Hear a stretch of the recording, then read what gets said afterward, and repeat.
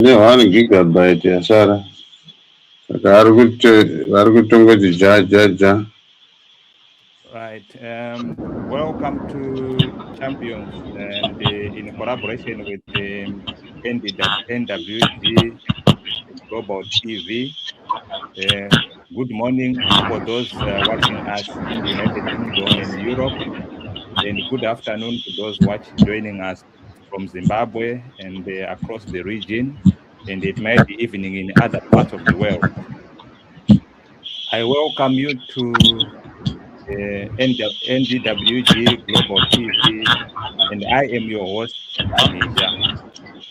Today, we reflect on the just ended consultation in Zimbabwe about Amendment Bill number 3, a process that a lot of people have shown intense concern across the country. So the question that we have to ask ourselves, was this a genuine platform for citizens to air their views, or it was just a predetermined exercise to justify a means to an end? Joining us today is Dr. Uraya Izembe, a political leader, a founding member of the National Democratic Working Group, a president of Democratic Party in his own right. He participated in a lot of civic initiatives in Zimbabwe, including the National Constitutional Assembly, and someone who has been closely following the developments that has been happening on the ground. Dr. Zembe, welcome to the program. Thank you very much, Chair. Greetings to everyone here on board. Thank you for this program, so that we can debate the current affairs, constitutional and political issues in our country. I would like to welcome everybody who is listening to this discussion. Thank you, Chairman Mija, for that introduction.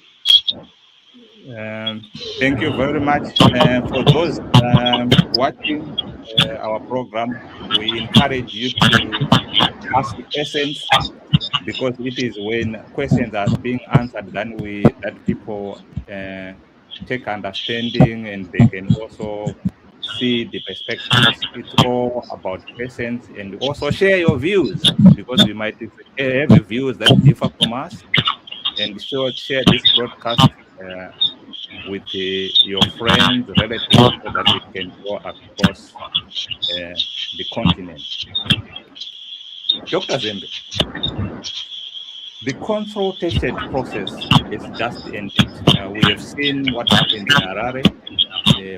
We saw what happened in Bulawayo, Masingo, across the country.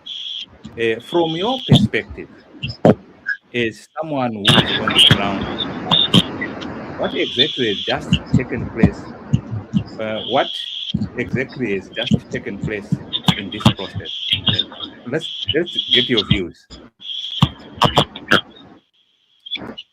Yes, thank you very much, Chair. What we have observed during the past week, in the name of consultation of the Constitution Amendment Bill number 3 on course in Zimbabwe, is actually episodes of violence being displayed. That is what we witnessed. It's a misnomer to call them consultations. As our headline states, is it consultations or confirmations? I would put it that definitely these were not consultations. Definitely these were not even confirmations, but a display of violent episodes done by an institution which should be central to the governance of Zimbabwe, called a parliament. And that process has shown us that there was violence at display, there was anarchy at display, there was a high level of disorganization at display. You would never get such a thing in any orderly governance institution called a parliament, because a parliament is supposed to be an assemblage of the people's voice. And any process that is done, administered by a central institution called the parliament, is supposed to be a high-level display of seriousness of the business of involving the people, the public, the citizens of Zimbabwe. So, really, what we saw at the National Sports Center in Harare, in Bulawayo, in Chitungwiza, in Vungu, in the Midlands, in Mutare, in Mutoko, in Chinhoyi, where, as I have indicated, episodes of violence, high-level violence. And this shows that Zimbabwe does not yet have institutions of governance that exist in terms of the people's power. We have had this violence since 1890, when our land was invaded by Cecil John Rhodes and the Pioneer Column.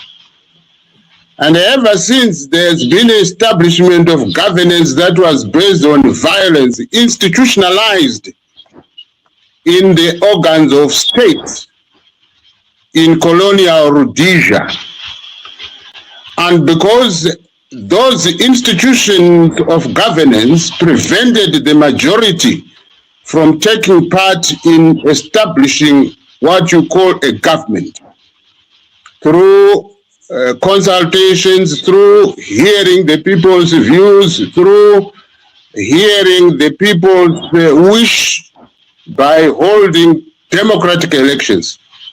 As you do know, that such processes were being prohibited in Rhodesia. This is what led to a civil war in this country. And for 14 years, that war was fought to establish, among other things, a system of government driven by the people's power, the people's will, the people's decisions in elections, where public leaders would be openly elected in competitive, democratic, constitutional elections.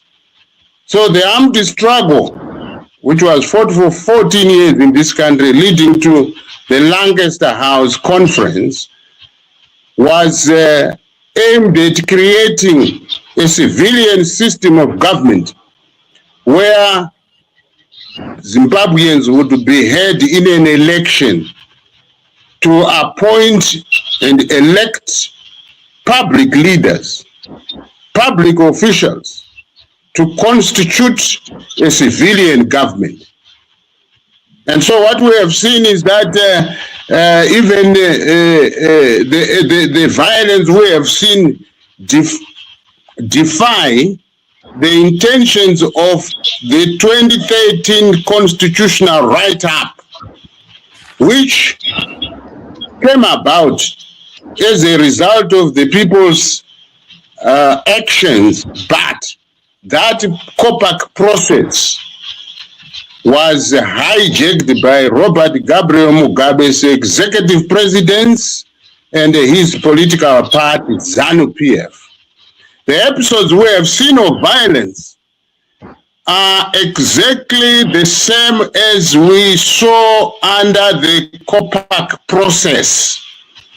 If you did not belong to ZANU-PF political party, to MDC Tsvangirai political party, to MDC Mtambara political party.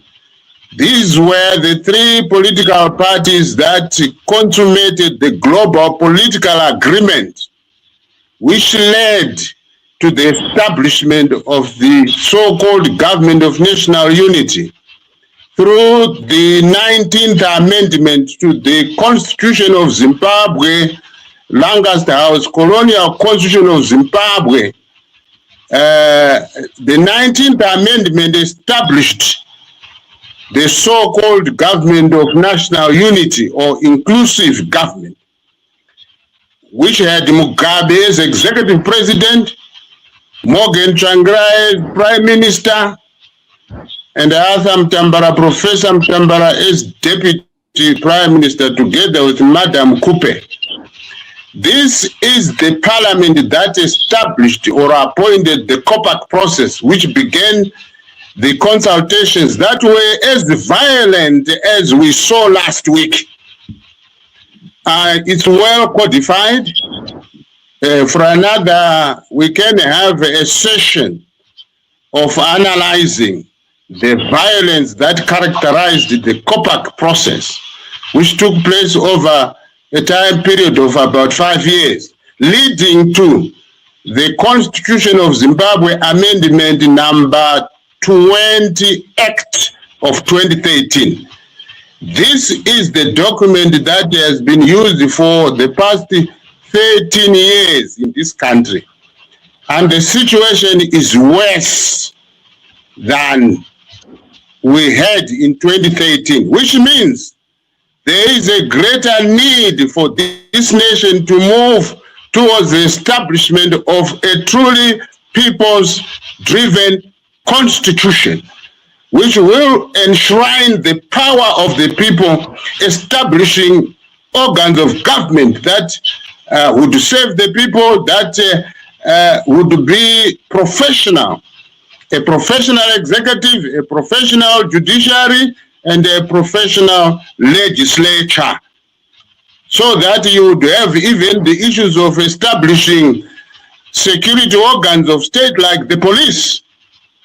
Why last week did Parliament not have the law and order enforcers, the police, to ensure orderly conduct of business in those meetings?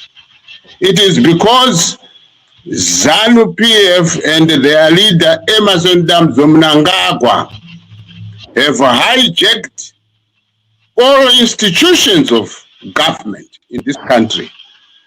And they did what they wanted by actually displaying violence against the citizens of this country, preventing them from talking and expressing their views about the Constitution Amendment Bill number 3 of 2026, so that Zimbabweans would not be able to express their views. This is what I would call dictatorship at its play, at the highest level. Now, what I am seeing is that already we are in a political upheaval where the citizens have rejected Mnangagwa's 2030 Constitutional Amendment Bill number 3 of 2026. It has been rejected, which means that its foundation has also been rejected. And therefore, the people of Zimbabwe are continuing with the electoral constitution and constitutional struggle, so that there will be a people's order in Zimbabwe. And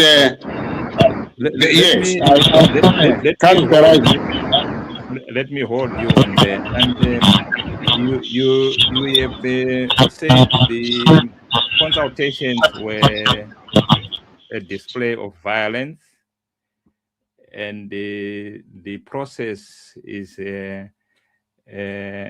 take the order that the 2013 COPAC-driven constitutional amendment took place.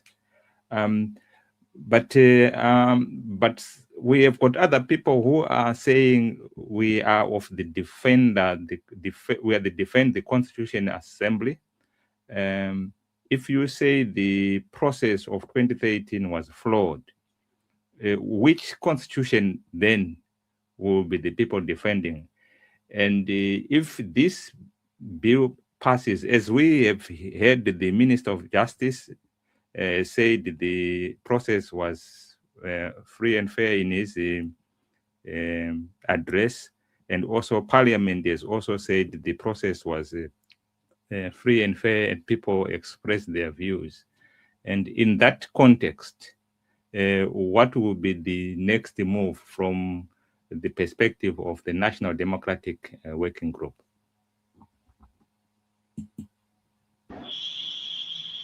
Yes, thank you for the questions, Chairman Misha. Firstly, you asked that there are people in this country who belong to groups that call themselves defenders of the Constitution. And so which Constitution are they defending? Now, the question is, currently, because we have a conflict with the dictators on one side and the people on the other side, we are in search of a definition of what a constitution is, or what a constitution, a people-driven constitution is supposed to be. The 2013 Constitution clearly was not authored by the people. It was not a people-driven constitution. It was clearly three political parties driven, go to the global political agreement, and it was parliamentary driven, go to the appointment of COPAC, and it was President Robert Mugabe's executive government driven. You can go to the agents of government. The 2013 Constitution, you can actually identify Robert Mugabe's clause where he even suspended the operation of the running mates for 10 years. That clause would not be implemented because Mugabe did not want to have a running mate in a presidential election. And because Mugabe did not want that, that clause which was in the 2013 constitutional write-up was suspended its operations for 10 years, from 2013 to 2023. And before the 2023 elections, Emerson Mnangagwa made sure that even that provision would not be operative. He removed it from the statutes because, like Mugabe, Mnangagwa didn't also want a running mate in the 2023 elections. This is a grand demonstration that the 2013 Constitution, Amendment number 20, did not come from the people and it did not represent the people's power. It was simply a document that represented Robert Gabriel Mugabe's interests and that of ZANU-PF, because the section on succession itself, again, is another indication that in the event of Mugabe's ouster or Mugabe's retirement or his designation or his death, a person from the political party from which Mugabe came would succeed. So when Mugabe was overthrown in 2017, ZANU-PF provided the successor in the name of Emerson Damzo Mnangagwa, and they sneaked in akapfekera because that 2013 document had a provision to without calling for a national election, but a continuation of a president nominated by ZANU-PF political party. So I was answering your question, Chairman, to say that, so which constitution are the defenders defending? They have to answer for themselves. But what I suspect is that they mean the people-driven constitution idea is the one that is now being defended against Emerson Damzo Mnangagwa's dictatorship. I was answering the first question. So here is that the people-driven constitution is not yet in place. That is what is being defended. In other words, the right of Zimbabweans to author their constitution in complete freedom, thereby making a declaration of the true independence from British colonial rule. And so the journey continues to search for a people-driven democratic constitution. And I am sure that that is the constitution that I am defending. As a citizen of this country, the constitution I wish to see in place is still in my mind, in my brain, and in my heart. Because ever since 1980, there has not been an opportunity for me, I was a grown-up, to author my constitution together with others. You, Chairman Misha included, and all the listeners here included, as citizens of Zimbabwe. That opportunity is coming. That opportunity is what we are defending. That is our people-driven democratic constitution. The right to have it and to have a declaration of a self-independent Republican state of Zimbabwe is what we are defending for the past 136 years of violence. So that is the first part of the question. Chairman Misha and the listeners, bear with me. These are high-level issues about the governance and management of our country. So it takes a little bit of time to explain. Your second part of the question, I need to be reminded by you because I'm not clear since I have just delivered to the first part of the question. I think we have touched all the aspects of the question that I asked. I think my next question that I wanted just to, and we have already mentioned that people have not been engaged. In the first place, it was not a people-driven constitution. But what we are going to talk about next is you are part of the National Democratic Working Group. And I think on Wednesday, because of the violence that has been taking place in Bulawayo, in Harare, they took a position with other progressive groups that they are disengaging from the consultative process, citing concern that it is not fair and appears predetermined. And Dr. Zembe, as the founding member of the National Democratic Working Group, why did the NDWG took this position? And if they have taken this in mid process, why didn't they take it before it started?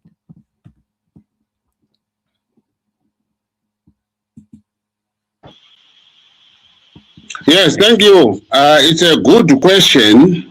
The disengagement question, and a rider to say the NDWG, why had it not disengaged earlier than the full display of violence?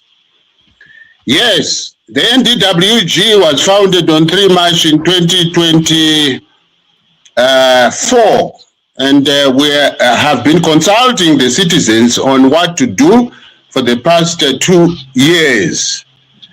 The engagement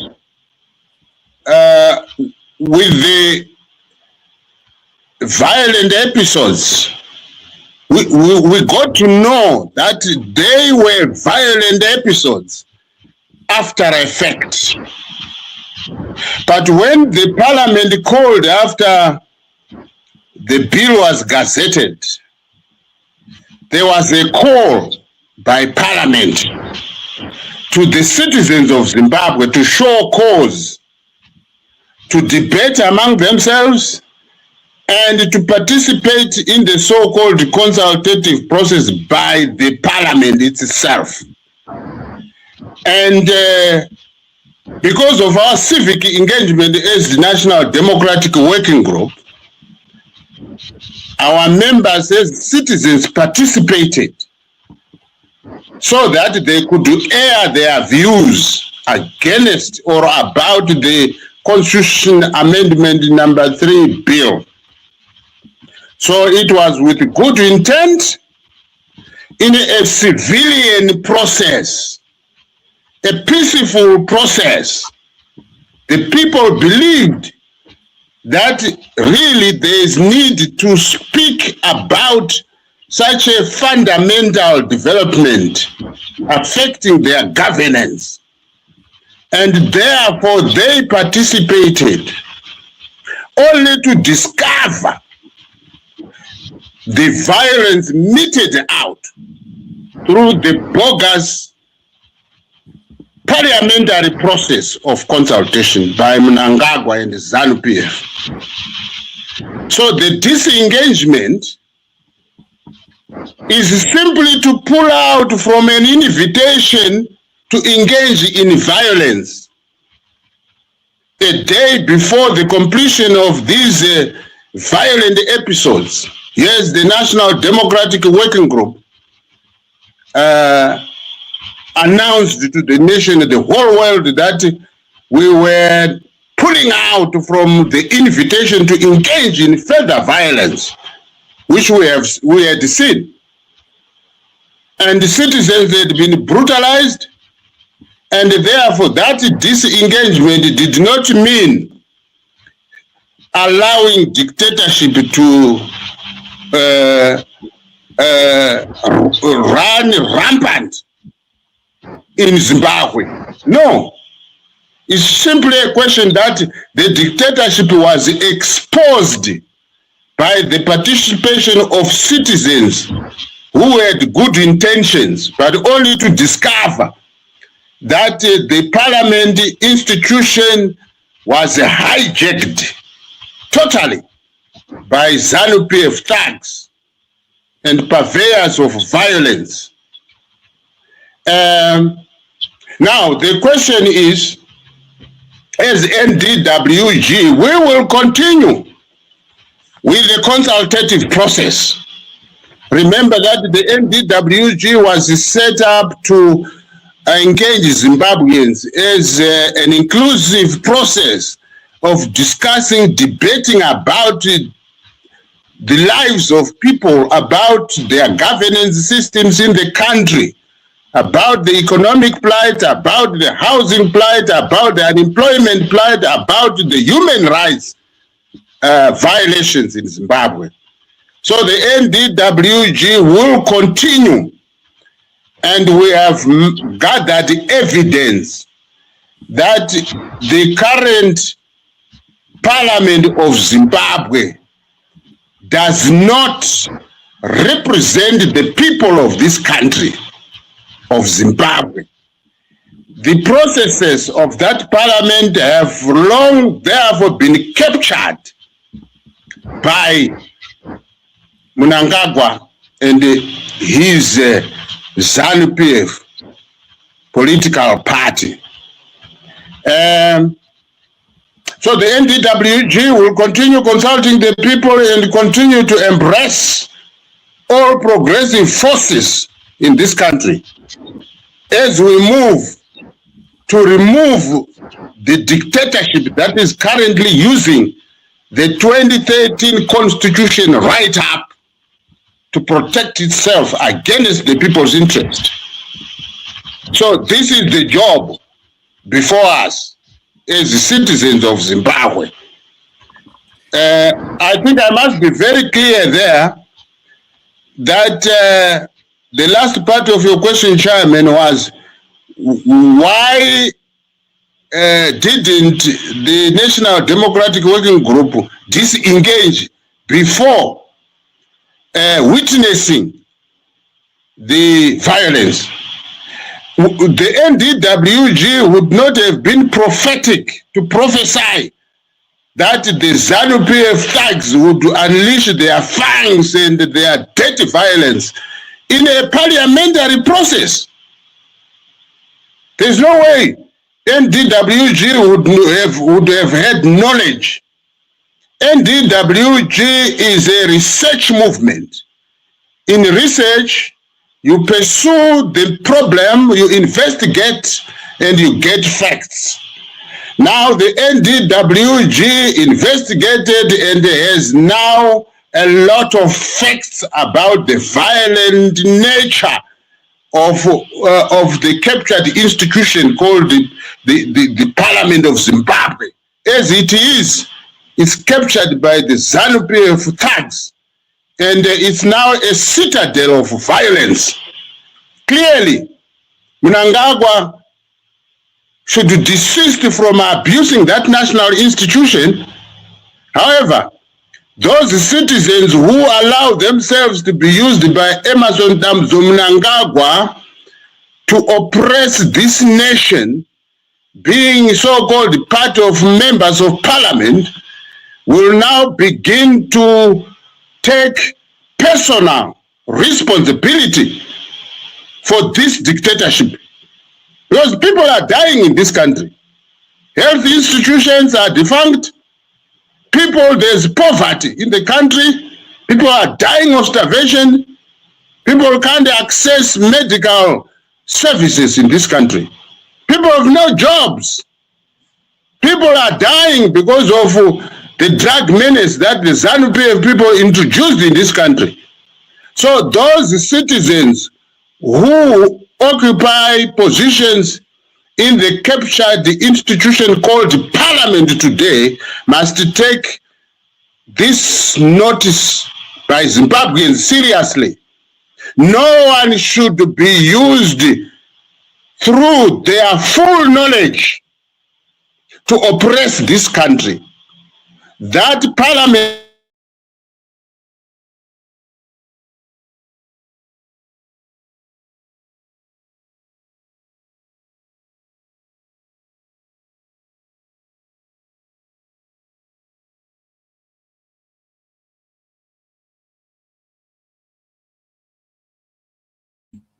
I think Dr. Zembe's network might be giving him challenges, but we have heard him. He have expressed that the process wasn't democratic, and he has also explained that the reason why the National Democratic Working Group participated in the initial process of the consultation was because it was deemed to be parliament driven, and having been parliament driven, the the understanding was was going to be managed by Parliament, and the people were going to express their views. We will put another schedule, and the next question was going to be around what Minister Ziambe expressed, and I wanted to take his views in terms of what the government is saying and what are the progressive forces are saying. Let's listen to Minister Ziambe. The people, be it orally or in writing, will then come back to Parliament, sit as a committee, look at all the submissions that they received, and then come up with committee reports. The committee report that they prepared will then be presented in the National Assembly during the second reading speech after I presented the bill. So what will happen between now is, once the 90 days have lapsed, which is the week beginning the 18th of May, I will now be in a position to go and formally introduce the bill in the National Assembly and give a notice of presentation of the bill. Thereafter, I will then give my second reading speech. Basically, the second reading speech is when I formally unpack the bill in the National Assembly, explaining the rationale behind the bill, explaining the clauses, and then after that, I will move that the bill will be read the second time, opening up for debate in the National Assembly. That's when now the committee chairs will then present their committee reports about the consultations that they undertook and the recommendations pursuant to the public consultations.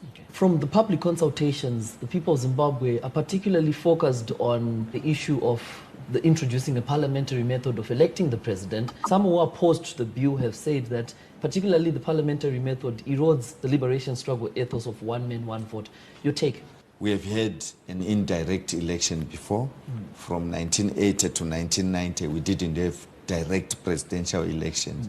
So those that are arguing that by having an indirect election, we are eroding the gains of the liberation struggle, we are removing one man, one vote, are totally misplaced.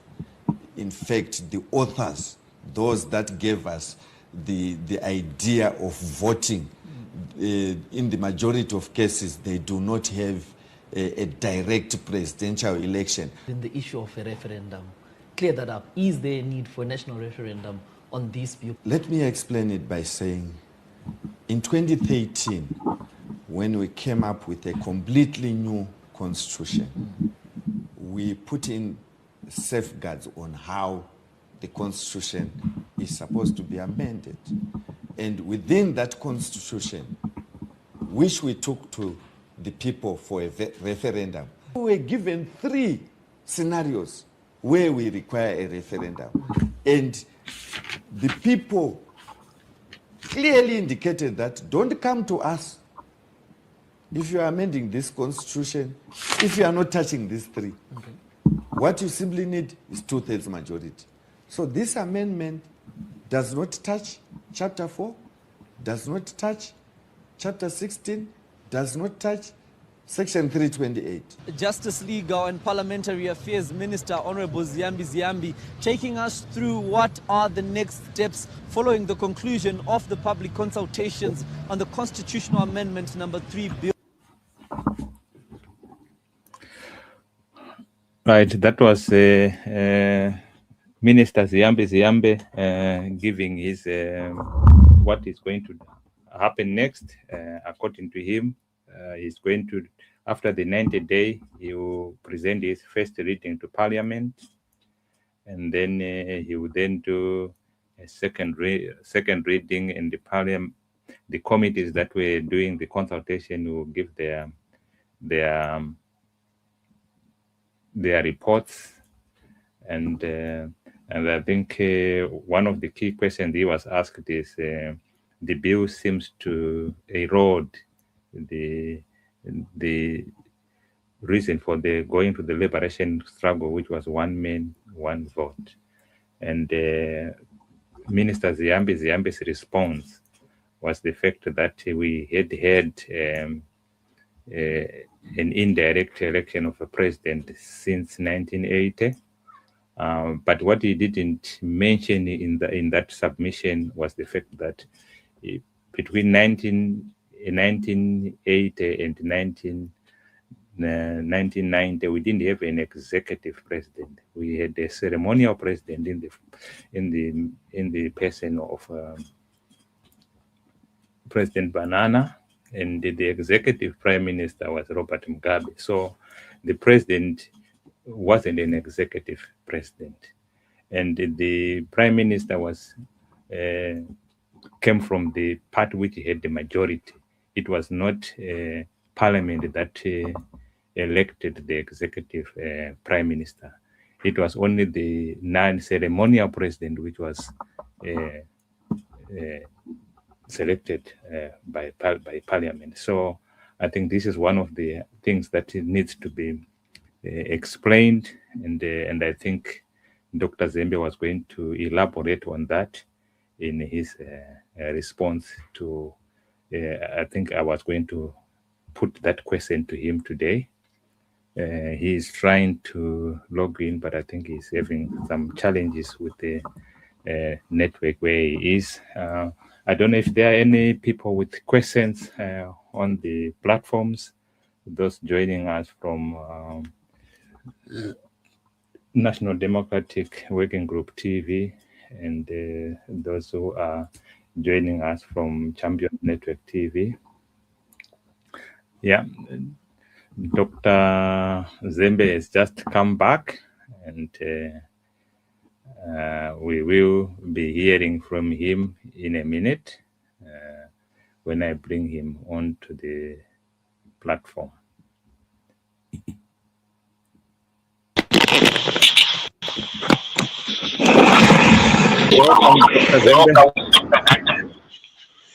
Thank you, Chairman. I'm sorry, I ran out of data. I've replenished it now.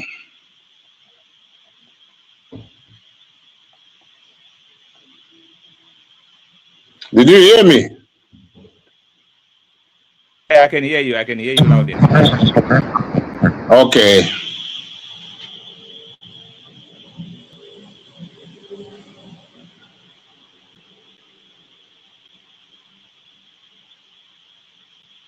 I just want to take you through what I did in your absence.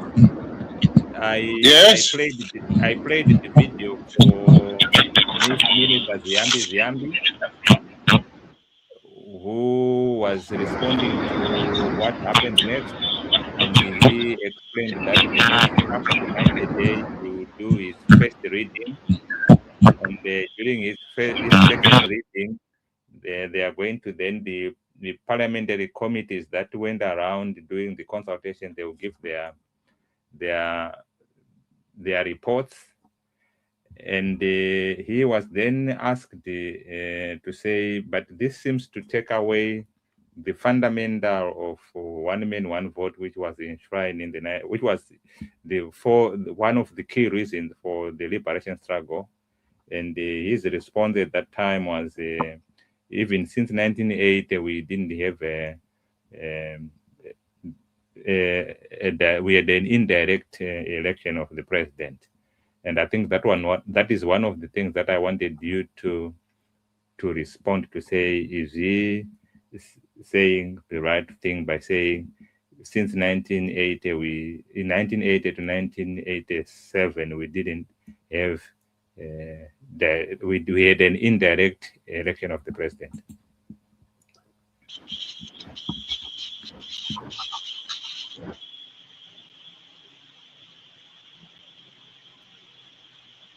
Did you hear me?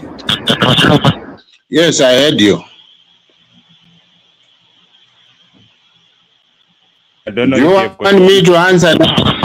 Yeah, I want you to respond to Dr. Ziambi's assertion that we had if there was a precedent of us having an indirect election of the president.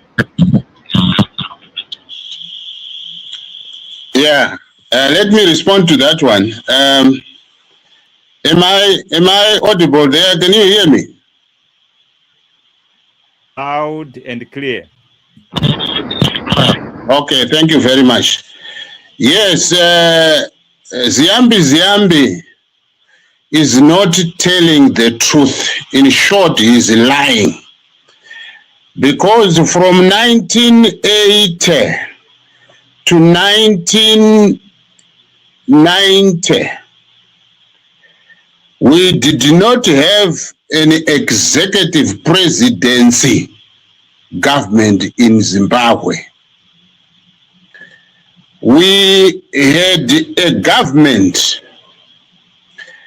that had a titular head of state. A titular head of state is the head of state who does not have executive power,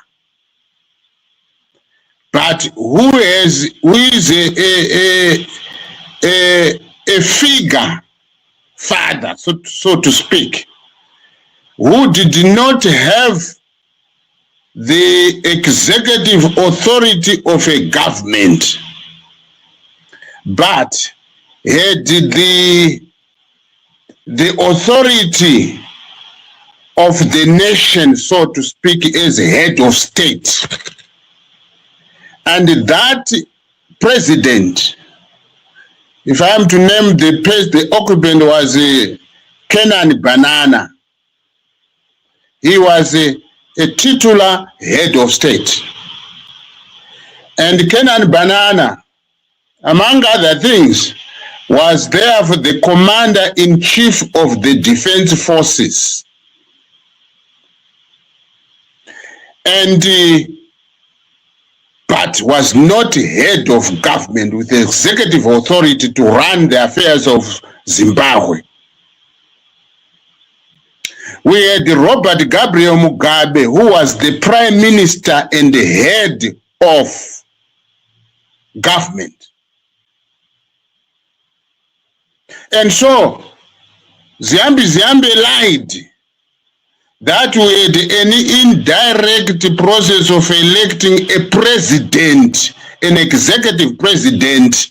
We never had an executive president from 1980 to 1990, just before the 1990 elections. Journalists should take this point to Ziambi as a follow-up. The point I'm raising, because the evidence is there. In 1987, there was a constitutional amendment that established the executive presidency, which was directly elected in 1990 elections. That was the first presidential election in 1990. In 1987, an amendment was made to abolish Banana's titular presidency position by combining it with the prime minister's executive position. So the inaugural direct election of a president was held in 1990 elections. Clearly, Ziambi lied to this nation. How could people have directly elected a non-existent executive president from 1980 to just before 1990 elections? He should find other false reasons, not this one. I have demolished this one. I have submitted evidence. Is there in the annals of history of governance of this country. So he should not even say that in Africa or in the world, there are many systems where presidents are indirectly elected. What he is saying is not backed by evidence. We are not talking about other nations. We are talking about Zimbabwe as a nation. These ZANU-PF people should respect the sovereignty of the Zimbabwean people. It is the Zimbabwean people who struggled against colonial Rhodesia. It is the Zimbabwean people who struggled against the dictatorial reign of Robert Gabriel Mugabe for 37 years. Now it's the people of Zimbabwe who are struggling against the dictatorship of Emerson Mnangagwa now for 8 years. So the question of referring to other nations is completely out. It's irrelevant. We must look at the interests of Zimbabweans and look at the historical aspects and the needs of Zimbabweans. So we are inviting the ZANU-PF people to a discourse, a debate among Zimbabwean people, not to use the so-called other countries. We are not talking about other countries' lives here. We are talking about the lives of the citizens of Zimbabwe. Let's engage and debate these matters seriously about the governance of Zimbabwe, the Zimbabwean people, and then get solutions from the people. Debate for another day is if Ziambi were to cite a particular country, we can take him on to see the differences that are there. Remember, Emerson Mnangagwa got into office in 2023 through an illegitimate bogus election. However, the other citizens also got into positions as parliamentarians and others as local governance councillors. There was never a mandate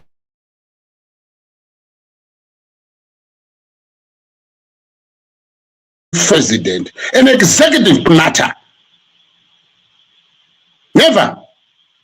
Where are they getting that from? The only people who should of governance are the citizens of Zimbabwe.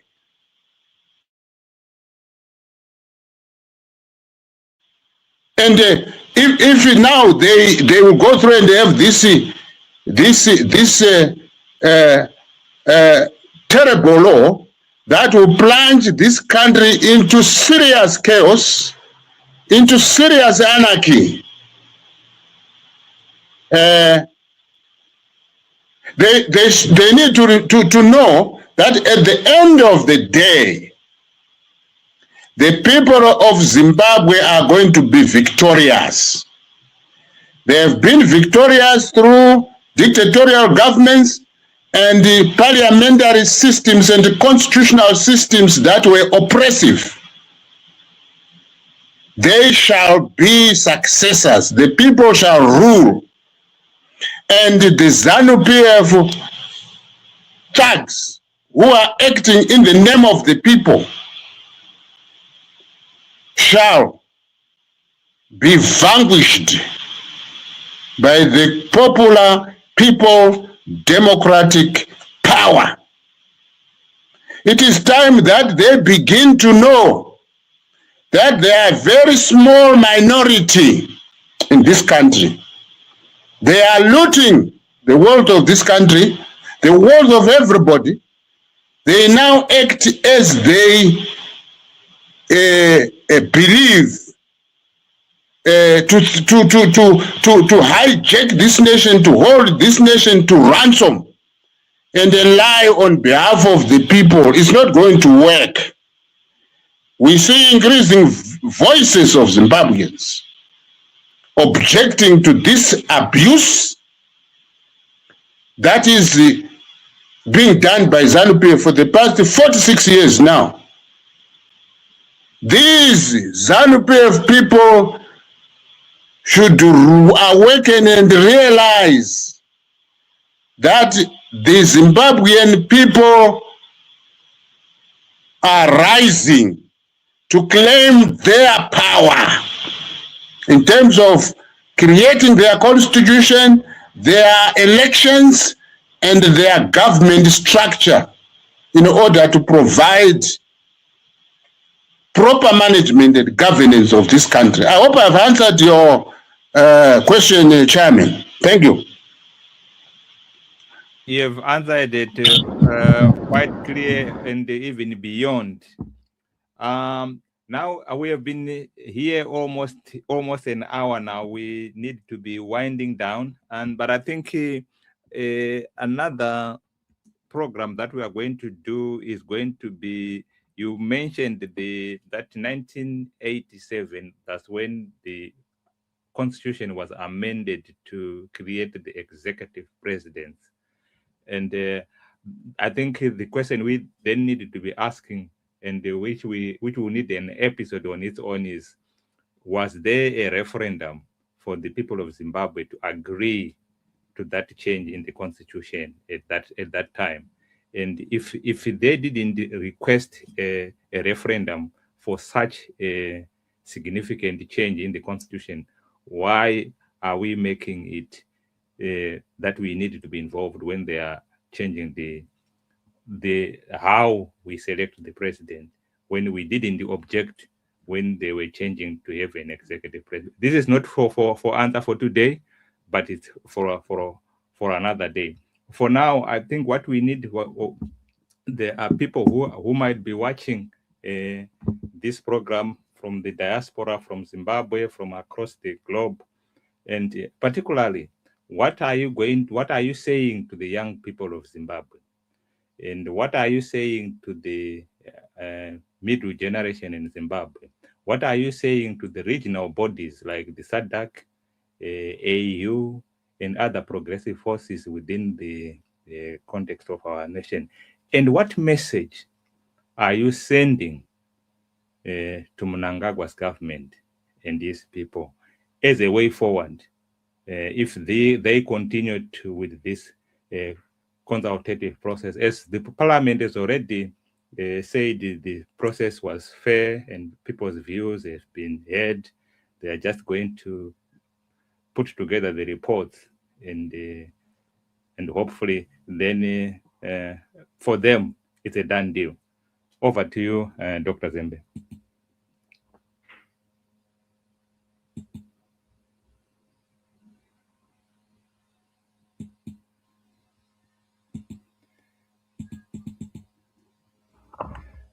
You can unmute your mic. I think I am not able to unmute your mic from here.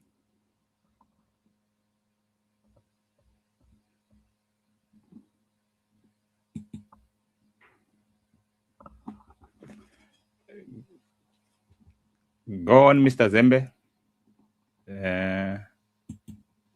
Can I proceed? Yeah, you can proceed, yes. To answer your questions. Yes, thank you, sir. Yes, very quickly, my message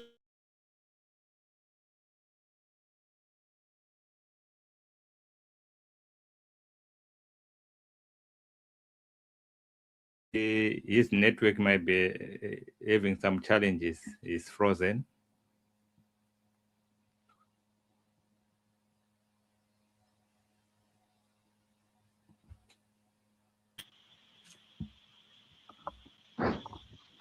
Yes, can I come in? Yes, you can come in. Yes, to the young people of Zimbabwe is that they must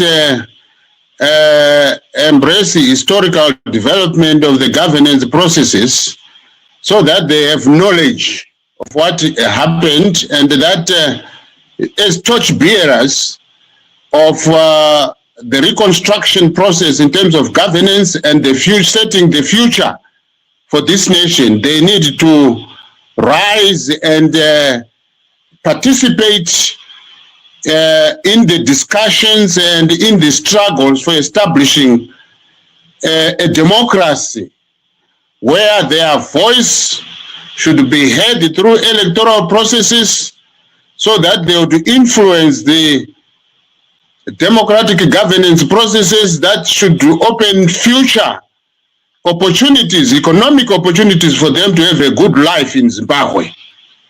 They should not be forced to flee, to leave the country into the diaspora. No, they should take this struggle to be theirs.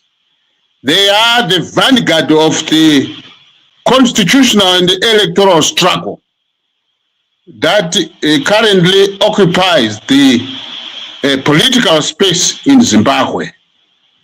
And as young people, they should see their power in contributing towards what I should say the constitutional liberation of their country. We need to move to establish a civilian government based on the people's constitutional will. In other words, the establishment of the people's constitution is a prerequisite for a good democratic system of governance in Zimbabwe. So is the message which we are sending also to regional, continental, and international bodies, is that Zimbabweans need to be supported in their struggles excuse me, against dictatorship. The question of democratic rule excuse me, has long been resolved throughout the whole world. The issue of self-rule, self-governance are fundamental principles of even the worldwide body of the United Nations Charter. And this is the orderly way in which governance should be done in all countries. And pacific resolutions of conflicts within the member states of regional bodies, within SADC, within the African continent, and within the United Nations, the pacific settlement of disputes that are done on the basis of reasoning, the power of reasoning, without resort to arms of war, should actually be at the center of national governance. And as we move to establish a new world order in terms of governance philosophy, which the existing UN body has not been able to accomplish, because we can see that there are a lot of negative conflicts, aggression in the whole world by even the members of the Security Council not adhering to the values of pacific settlement of conflicts. Here in Zimbabwe, we have a Dare concept. Dare. Mushausina dare wakafa. Mushai dare. These are the values that we need to characterize our governance philosophy, to say that the people who are concerned must be given a right to speak and to think and to pronounce their thought processes, their ideas, in influencing how they are governed. This is part of the message to Emerson Mnangagwa and his ZANU-PF goons, that they must desist from being violent against their fellow citizens of this country. We have very strong cultural value that we abhor violence. be it physical violence through arms of war, or be it legal violence, like preventing people from accessing their rights, like what the Mnangagwa regime is attempting to do, to put laws that violate the rights of the people. That is legal violence.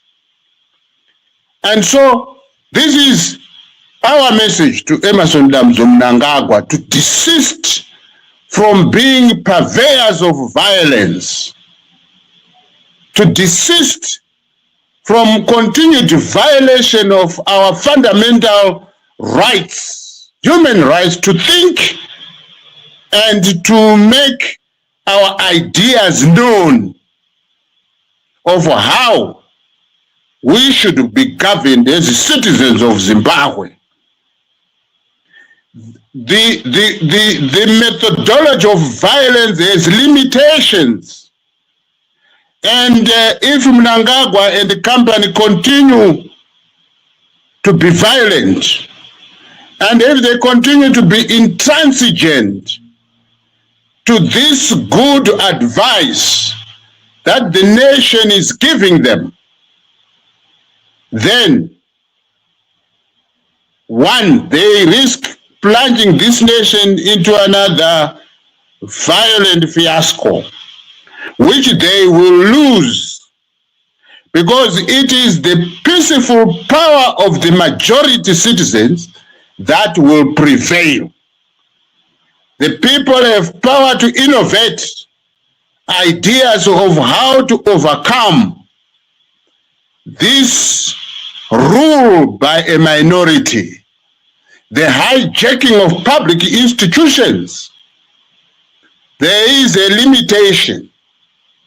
The minority cannot continue to perpetuate their rampant genocidal dictatorship.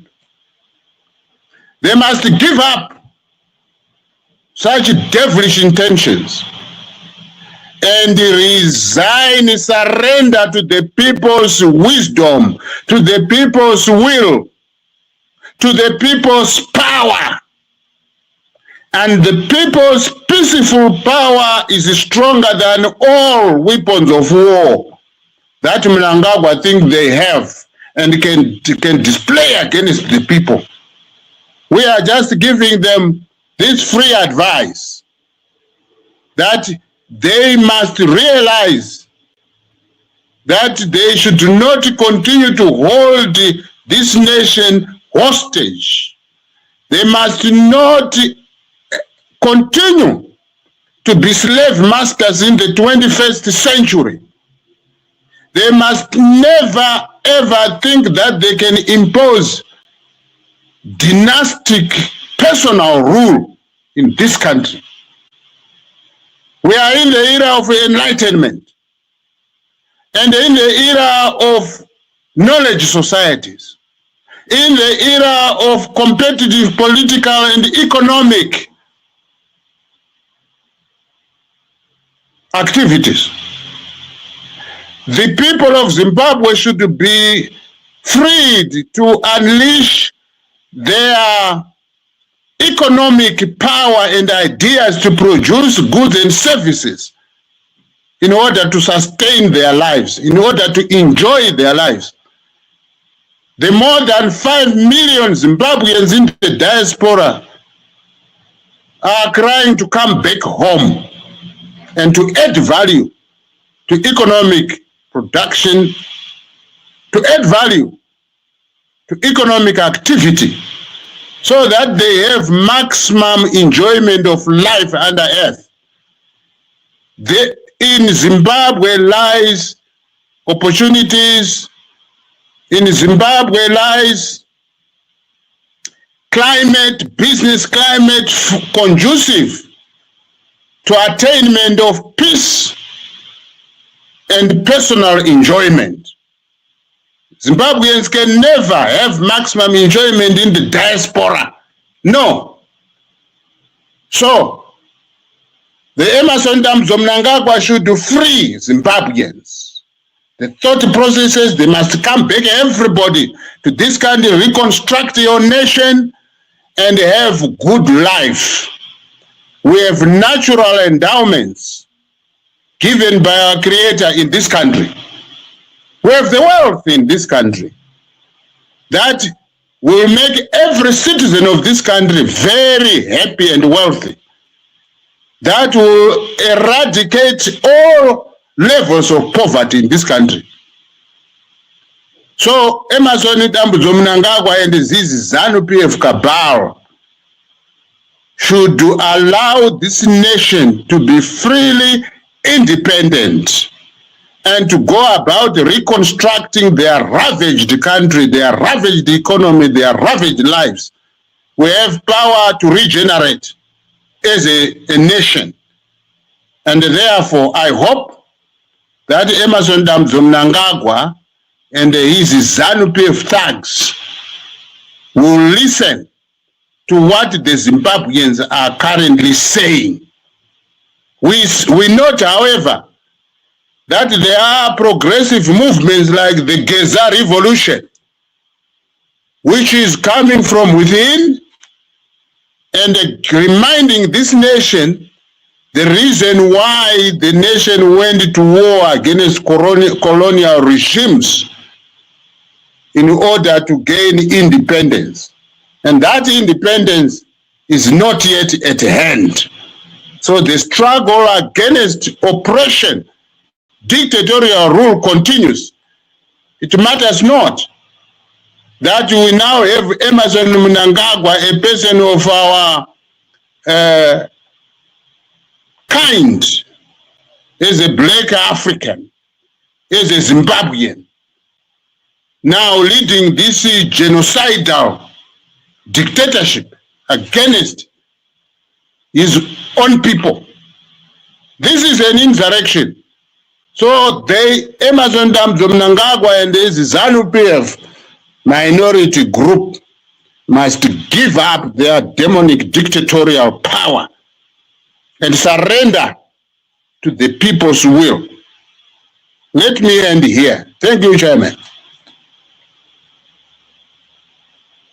Thank you very much for such a passionate and emphatic message.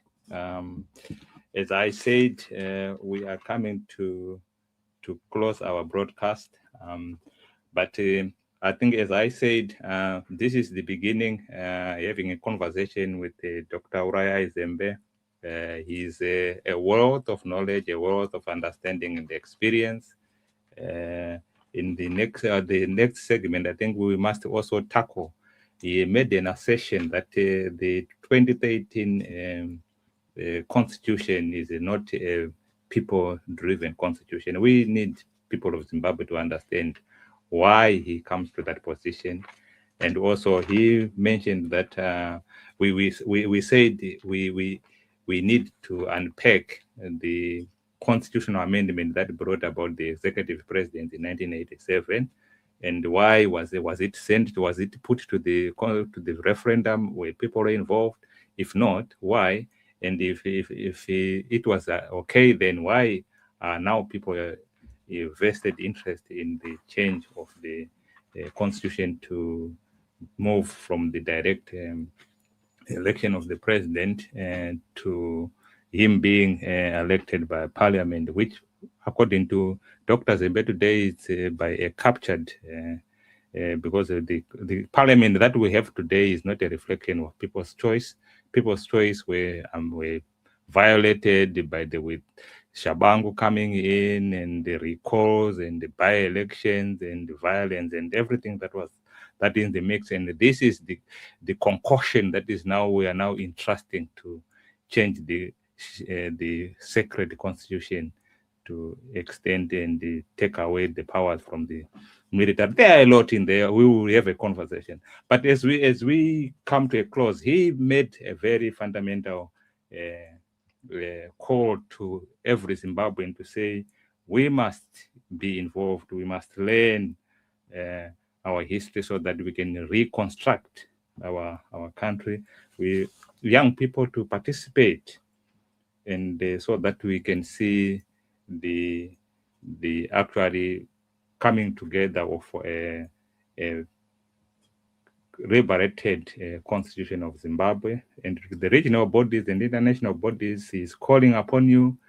We need your help. We need your collaboration. We need to take off this the dictatorial body of the so-called the cabal government in Zimbabwe.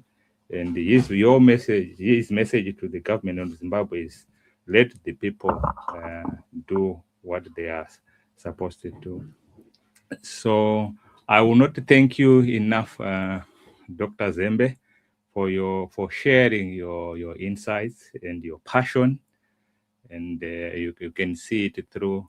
And as we said, the young people see we are all people with white hair here talking about the future of Zimbabwe. We must be involved. We must see young people having this passionate discussion among themselves about where are we going. And we are here to give you guidance. We are teasing you, are telling you, 1980. It was 1980, we thought we are having a one man, one vote, only to realize, no, we are going down with people who are more invested in amassing power, or the constitutional amendment that were done since 1980 until the one that came in at the 20th amendment, which gave us what we are now calling the Constitution, which is Amendment 20. It was all consolidating power, creating one center of power.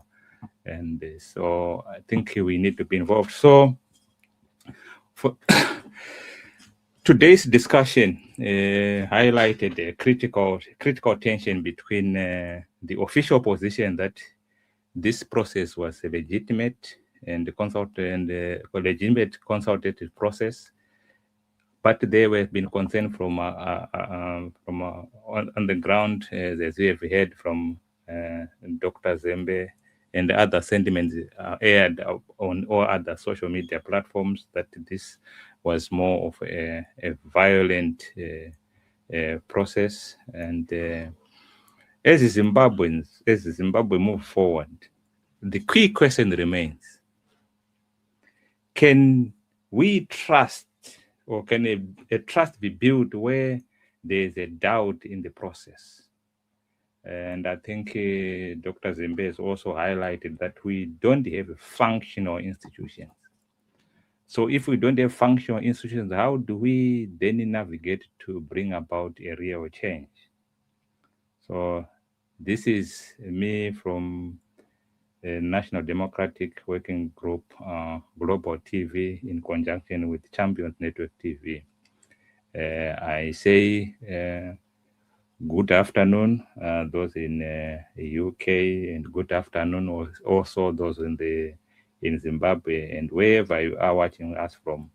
What I want to tell you is stay informed, stay engaged, and let your voice matter. And with this, I say good day.